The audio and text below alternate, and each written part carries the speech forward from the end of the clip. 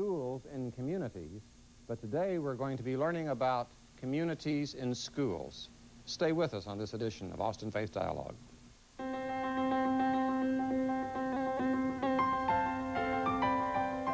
This is Austin Faith Dialogue, a public affairs program discussing the important crossroad of religion in life, produced by Austin Metropolitan Ministries in cooperation with KTBC TV. Austin Faith Dialogue highlights the interaction of the religious community with the social and cultural issues throughout our area. Now, today's edition of Austin Faith Dialogue. Hello, I'm Richard Thompson of Austin Metropolitan Ministries and your host for this edition of Austin Faith Dialogue. And today we're turning our attention to communities in schools, a way of outreach within our educational community that has been part of the Austin scene for 10 years and part of the national scene even before then. We're delighted to have with us persons who can not only speak to this, but enact what communities in schools is about. We're first of all welcoming Barbara Jo Stesselberger. Hello, Rich. Who is a staff person for this program. Right, I'm a program manager. Okay. And we have Ruben Cantu, Yes. who is a mentor in the program, and Martisha Craig, also a mentor and participant in the communities and schools. And one particular part of it we'll be looking at is the Stepping Out. Stepping Up. Stepping Teen Up. Stepping Up program. Okay. And we're actually going to be seeing a little Stepping Up a little later, I understand. And but first of all, let's just have a little discussion about communities and schools in general, and particularly how this impacts where you are. Where do you do your work in the schools here? I'm on Crockett High School campus, and communities and schools in Central Texas, we're in 27 different schools. And basically we work on feeder patterns from elementary, middle school, high school, in schools that have a high dropout rate. Okay, and the purpose is to help reduce the dropout rate. To reduce the dropout rate mainly by removing barriers to education, providing social services in the school, everything from job training to grief and loss groups, support groups, connecting people with resources in the community. Okay, so it sounds like it's a lot. I mean, why aren't the schools doing this themselves? Why do they need somebody coming in from the outside to help with this? Well, the schools already have more than they can handle just running the school. And the counselors do some work, but mainly they have to focus on academics and making sure that students get the education they need. And they're really not trained or equipped to provide social services, medical services, in-depth counseling. They do provide some clubs, but also we provide some enrichment that's esteem building and deals directly with some of the barriers that keep kids from staying in school. Okay. Let's talk about your participation in this. Are both of you, where are you in school? Are you sophomores? I'm a senior. I'm a sophomore. You're a sophomore and you're a senior. Okay, so you've been in the program how long? This is my second year. Okay, and what led you to take part in it? I was called into Barbara Jo's office and was introduced to the idea. And I thought it sounded nice, and I went to a meeting, and now here I am. I see. Over a year later, you've been doing it for a year and a half or so. Did it all summer, all last year at school. So, what have you done? What's been your participation? Well, we were part of just a regular dance troupe, and then we performed last year. And then the people who performed last year got an opportunity to be employed by communities and schools as mentors during summer with elementary school children. And hopefully gonna perform again this year. I see. You worked in the arts with little kids? Yes. They like it? Yeah. I like to think so. Okay, we'll learn more about what they enjoyed about it. Martisha, what about you? How did you get into it? My counselor, Miss Joanne White, called me to the office and she introduced it to me, and she just kind of said, I want you to meet, you know, Barbara Jo Stesselberger, and I think you'll like her a lot. And then I met Barbara Jo, and she told me about it, and she was like, it's not forced, you know, you get to choose. And we went to her office and talked to her about it, and I liked that. I went to like 2 meetings and got my permission slip signed, and I thought this is what I wanted to do. Okay, so once you got into it, you've been at it like Ruben for actually going on 2 years, and what have you enjoyed the most about it?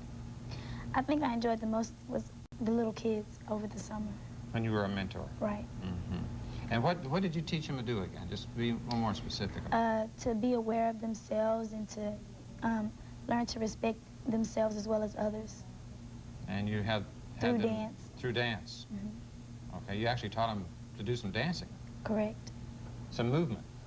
Okay, and I think we're going to have a little movement on this show before it's over with. Is that correct? Correct. And isn't your field in dancing from times past? From times past, my first career was in dance, and then I went from dance into exercise physiology, and then I got my master's in social work after that. And now I have the opportunity to put all those things together. Myself personally, how I learn is through my body and in my body, and it's a place where I've experienced a lot of esteem and success. And my main goal in communities and schools is to give students success experiences that they might not otherwise be exposed to. And dance is a joy, so that's the key for me, Rich. Is that if I can hook into a passion, then students will show up for that. In fact, there were a few students in their troop last year that I found out the only days they were coming to school was to rehearse. Oh, my word. Now, that wasn't very popular with the faculty, however, but those students are back in school this year. So there's an incentive for them to get back into the regular routine. Right. Have you ever, Peanuts and the cartoon strip and Snoopy? And he raised the question, do you live to dance or dance to live? And I'm just thinking that, the very joy of life has to do with movement, with, expressing ourselves. And Barbara Jo was talking about success experiences. Are you able to do some things now that you weren't able to do before as a result of your work in this, particularly, I guess, teens stepping up? What can you do now that you didn't do before? I talk to a lot bigger crowd of people than I used to. Before I got into this, I was just really narrowed to a certain group. Now I have a bunch of friends in different cliques, I guess, and just helped me, look past the outer exteriors of people, and I've come to know a lot of different people and like them all. Okay, well now, I'm going to focus on that for a minute. I mean, that sounds almost like a spiritual thing. Within the church community, we look at what happens to people, how they become different as a result of experiences that make them feel good about themselves and confident in themselves. And it sounds like that's something of what happened to you. Is it also in your case? How so? Well, people that you wouldn't ordinarily hang around or whatever, there was a big group of all kind of cultures and everything kind of drawn together, and it helped me just to look past the outside and look for the inside. I mean, you can see that much difference within a couple of years as a result of participating in this. And what about, does it carry over into your church life at all? I think so, because a church family is not always a church family. And I mean, even though you go to church and all, it doesn't mean that, you feel the way about your real family that you do with a church family. And it helped me to look past some of the things in the church and go to it, adults, and talk to them about things that were going on in church and open myself up so that I could be heard. And in both your cases, you're talking about looking past what you might ordinarily turn you off or shut you down or keep you away from someone. And it brings you into, now as we started this, I hadn't expected it to go in that direction. Does that make sense to you as to what this is about? Absolutely. Yeah. Absolutely. Especially some of the young men that they would get up on stage and perform, and teenagers that are so concerned about what other people think, and to have these people turn into strong-minded individuals that say, well, I'm making this choice for myself, and you can have your thoughts, and this is what I'm going to do. I've particularly watched Martisha when she first came in. She had a bit of an attitude of like, what's this? And she's turned around, and she's a big leader. She'll get those other kids in line a lot quicker than I can. It's more effective. And she goes, okay, y'all, now listen up. We need to focus. Let's get going. Yeah. You're a leader, Martisha. Did you know that? yes, I've been told so.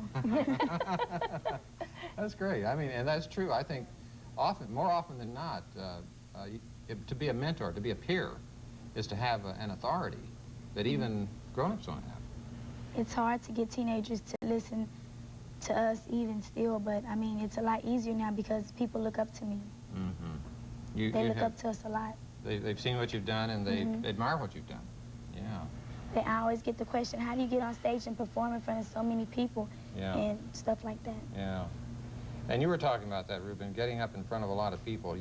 That's a new thing for you then? Yeah, I was really nervous when that happened. I almost didn't go through with it, but everyone in the dance troupe helped me through it, but I eventually ended up doing it. Yeah. Well, you all are showing that today. I mean, you're very expressive and very forthcoming, and I think that part of why we like to have young people on the television program is that this is a place that you can share this with a wider audience.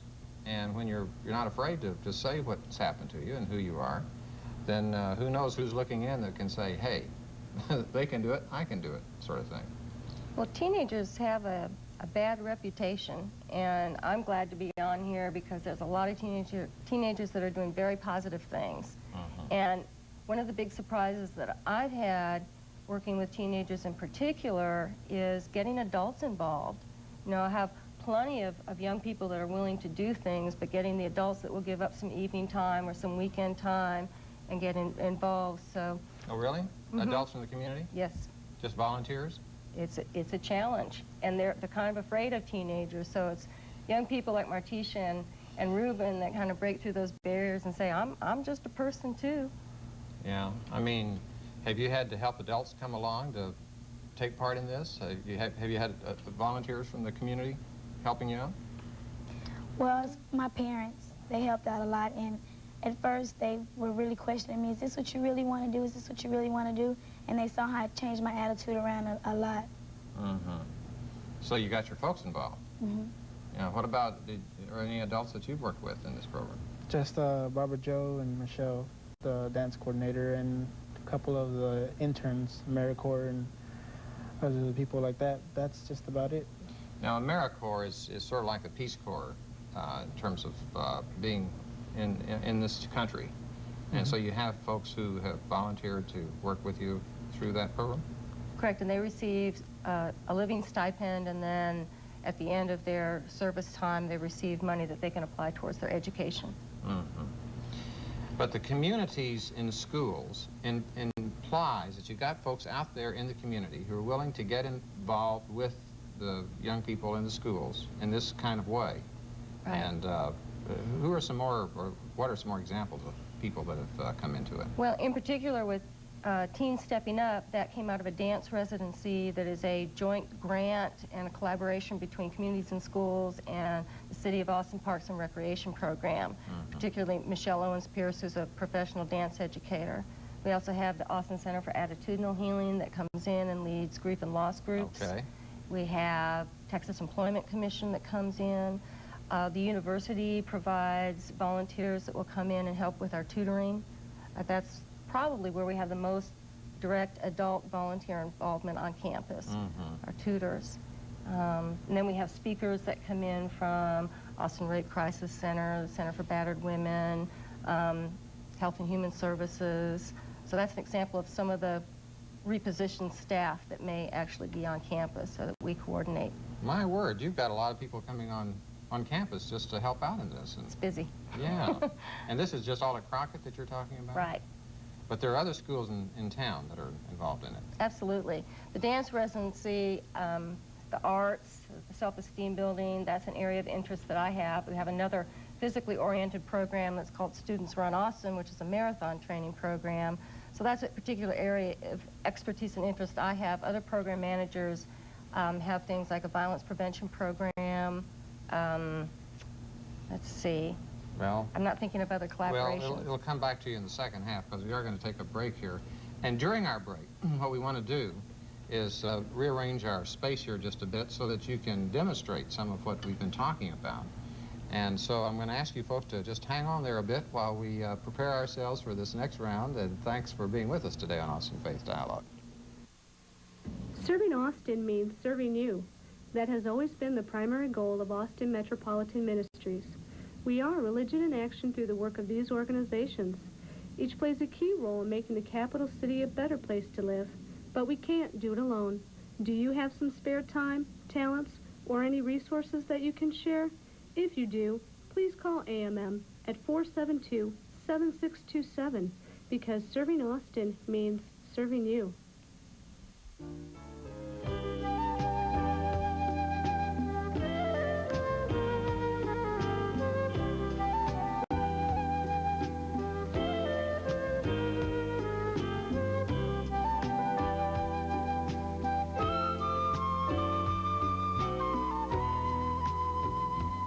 We're back on Austin Faith Dialogue with our topic today being communities in schools. And what makes our show particularly exciting is that we are having a demonstration at this point by our participants. Barbara Jo Stetzelberger, who will be doing the voiceover for this enactment by our young people who are with us today. Martisha and Ruben, if you would please begin to follow Barbara's instructions. We'll look forward to hearing something about what goes on in teens stepping up. Well, one of the things that we do is peel labels off rather than add more labels on top of people. So we don't teach steps. What we do is we give the students problems to solve, and they work on it, and they create their own movement, and the things we like we keep.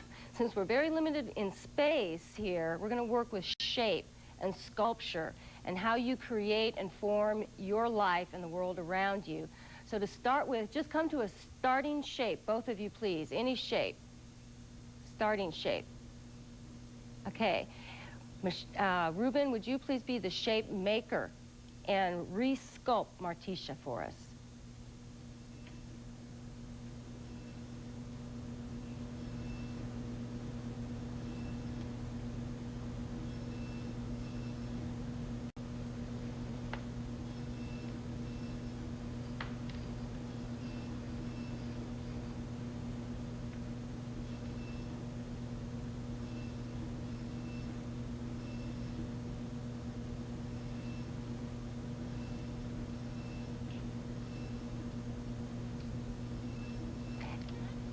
Very good. Okay. They've reshaped each other at this point, haven't they? They have reshaped each other. We are limited some by space, but what they're doing is focusing, creating a shape. Let's move into something that is also a shape exercise that has a little more energy. Balance and counterbalance. If you could please find a counterbalance where you're both relying on each other to maintain support. There we go. A counterbalance. So if one person let go, there would be no shape, and change to another counterbalance. Pushing or pulling. And another. Very nice. And one more.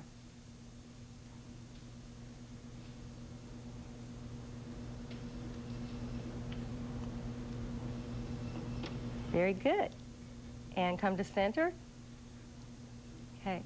So this is one way where movement demonstrates how we're interconnected and we need each other for support, learning to trust one another, that the other person is going to be there, to remain focused and concentrated. And let's see, let's end with a good finishing shape. Martisha, would you make a low-level shape? And Ruben, would you make a high-level shape? Okay. And then change. Ruben, you come low, Martisha high. Staying in focus, staying in focus.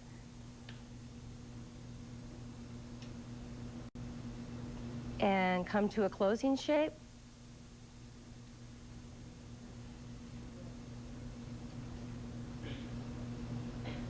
Okay. Thank you. Very good. Thank you both for being here today. Just a great pleasure to have had you.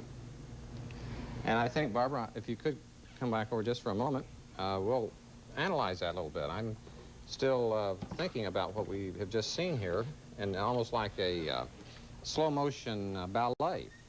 And tell me about, first of all, the one that they were shaping each other, almost like a symbol of our helping others come into being in terms of our forms.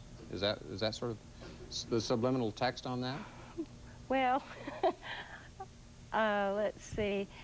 It's hard to get an idea from such a small space, right. You know, how intense the movement can really be. When we start out with the students, the first thing that they do is learn to honor each other's space. And they work on moving through space without bumping or touching. And then as time goes on, we'll involve more push and pull. And that's mainly what life is, the counterbalance, pushing and pull. It's finding a balance between when to push forward, when to pull back, how much force to use, how much energy not to use. and then we'll move more into the sculpting where they shape each other. And one of the richest experiences, gifts that I've had watching the students was when you watch high school students move through the halls, it's they're all over the place. Yeah, right. And then doing the sculpting thing, there was a tenderness and a gentleness in the room of really honoring one another and something that was safe and gentle. So it can mean different things to different people, but it's also a conscious awareness of what you're creating and bringing attention to things that you might not otherwise notice. Yeah, I was moved by their movements in a sense that they were honoring each other. There was a tenderness about it. And there was an interdependence to it. In other words, you made the statement that if one of them happened to have let go or didn't sustain the counterforce, the counter pressure, that the other one couldn't have stayed in position. Right. And that's where the trust element comes in. Exactly. And all of the members of this particular troop sign a creativity contract, which is that they will not just follow rules, but they will encourage one another to take risks, but also set limits about what's safe for them. So they learned a lot about boundary setting and what works for them, and then how to listen to what works or doesn't work for another person. And the movement symbolizes that. Well, I know that sometime back there was a whole movement about trust walks and people getting together in encounter groups, I guess they'd call them. It seems to me you got a little bit of that going on, don't you? Well, a lot of that, actually. Our first section in our lecture demonstration, Mind, Body, and Soul, last year started out with a somewhat improvisational trust walk. And that was one of the exercises that they worked on initially to start to gain trust in their own bodies as well as in each other. Okay, let's talk about the soul for a minute. Okay. Mind, body, and soul. The schools are dedicated. Communities and schools reinforcing their purpose of seeing to it that people develop themselves physically and mentally. But to talk about people developing themselves spiritually, we sometimes think of that as learning the Apostles' Creed or studying the Bible or going to church or things like that. Within a school setting, that has to do with what? When you're talking about the development of the soul in through this communities and schools and this teen stepping up. Talk about that a little bit. I think that what we do is create a space where that individual can become who they are. And we try to create a vehicle, a place that's safe. We'll often change the environment. Our classroom is very warm. It's not set up like a regular class. We have couches and pillows, music. We'll change the lighting so that the space is a little different, but to nurture the individual where they are. And the schools need to focus on, this is where you need to go, this is what you need to learn, but we'll often start where it's okay to be exactly where you are and then see what comes forward from there. Okay, so your emphasis is a lot on what we call the right brain, the emotional side, the feeling side, the relationship side. Definitely. One of the things that I see, my main goal is to give students a success experience, and hopefully that will translate, and statistics and our success of our program shows that that translates to academic success. Okay. But to give them a success experience, like a lot of students that I work with may have a, quote, learning disability of some sort or learning deficit, but they can master movement, they can master running, they can master some of the communication skills, and then from that success they build confidence and go forward into other areas. Then they can succeed in other ways. Right. Tell us about the results. You're talking about the statistics that show that this has made a difference. What can you tell us about that? Oh, I'll quote statistics incorrectly, I'm sure, but most of the students that we come in contact with stay in school and do graduate. And they might not otherwise. They might not otherwise. Or they find alternatives, and I think that's important too. The public school system doesn't work for everyone, and sometimes if a student has enough confidence, then they say, well, if I can't do this, then I can do that. You know, I could go to Creative Rapid Learning, or I could get my GED, or if I don't go to college, I can do something else. So they start to think in a broader way. So you counsel them in that regard. Yes. You not only teach them these movements, but you talk to them about their future and what their alternatives are. Correct. Well, the movement, like I said earlier, to get them involved in something that's fun, that's different, that makes them think, that they have some passion for, to get them energized in that way, and that's often how I start having a relationship with the person. And through that relationship, I may get to know their families. They're more likely to come to me if they have a problem. I had a student a few weeks ago in the dance residency that needed peer mediation, and he came to me and we were able to solve that problem. Pre-employment training for the students, as well as job leads for parents. So it's often the vehicle to create a relationship to deliver the services. I suddenly realize I need to make sure that anyone who's interested in learning more about this knows how to get a hold of persons in the program. Let's have that 462-1771. That would be the connecting link to any of the number of schools that are part of this That's our network. central office number, and if you call that number, they can let you know what schools in your local area might have a communities and schools, if you want to volunteer, how you might be able to go about going through a volunteer training. So that would be the main number to call. And how many schools altogether are in this? 27. In the whole AISD area? Well, we've had to change our name from Communities and Schools Austin to Communities and Schools Central Texas because we've gone into several other counties. Oh, I see. And Outside other of school Austin. districts, yes. So you're expanding. You would like to continue to expand? I mean, could this keep on going in other schools and other places, or are you being limited by financial resources? Well, that's always a challenge, the financial resources. We'd like to expand, but we'd also like to deepen. Right now, our focus is on making up for some deficits that are coming in our funding from the state legislature. And so we'd like to maintain services, we'd like to deepen and expand. I see. So. And so if folks want to participate, they can do so with a gift to the nonprofit in this case, and Absolutely. We could encourage that. And some gifts that are really appreciated are incentives for students, you know, movie tickets or CDs, the small things. The incentive that you've just given me is to say thank you. You're welcome. We just ran out of time. But Barbara Jo Stesselberger, you're a real jewel in your work and as a person, and we so much appreciate your being here today. Well, it's the kids that make it worth it. Thanks, Indeed. Rich. Appreciate you folks being with us on Austin Faith Dialogue. Be with us again next week. I'm Richard Thompson, bidding you peace.